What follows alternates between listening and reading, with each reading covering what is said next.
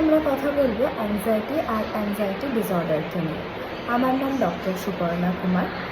Anxiety হচ্ছে যে যখনই কোনো ইন্টারভিউ বলুন বা কোনো পরীক্ষার আগে ভয় ভয় ভাব, নার্ভাস হয়ে যাওয়া, হাত পা ঘেমে যাওয়া বা কখনো কখনো হাত পা ঠান্ডা হয়ে যাওয়া, সেটা যদি সাময়িক হয় আর সেটা যখনই পরীক্ষা শেষ হয়ে গেল বা ইন্টারভিউ শেষ হয়ে গেল সেই নার্ভাসনেস ভাবটা চলে গেল বা সেটা আমাদের দৈনন্দিন জীবনে কোনো এফেক্ট করছে না, তখন সেটা নর্মাল।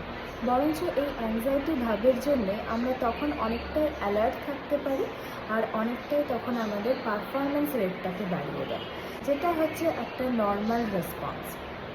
কিন্তু সেই ভয় ভয় ভাব, হাত পা ঠান্ডা হয়ে যাওয়া যদি মানুষের সর্বক্ষণ থাকে, আমাদের প্রত্যেক দিনের দৈনন্দিন জীবনের কাজকর্মের আগেই সেটা হতে থাকে, এটা হবে কি হবে না এরকম ভয় ভয় ভাব যদি কন্টিনিউয়াস থাকে, তখন কিন্তু আমাদের বডিতে স্ট্রেস হরমোন কন্টিনিউয়াসলি তৈরি হতে থাকে।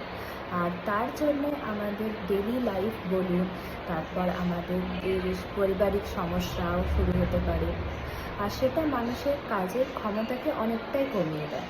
অ্যাংজাইটির মতো এটা কিন্তু তাৎক্ষণিক নয়, এটা সারাক্ষণই থেকে থাকে। সেটাই হচ্ছে অ্যাংজাইটি ডিসঅর্ডার। আর অ্যাংজাইটি ডিসঅর্ডার হলে আমাদের কিন্তু মেন্টাল হেলথ প্রফেশনালের এই পরামর্শ নিতেই হবে।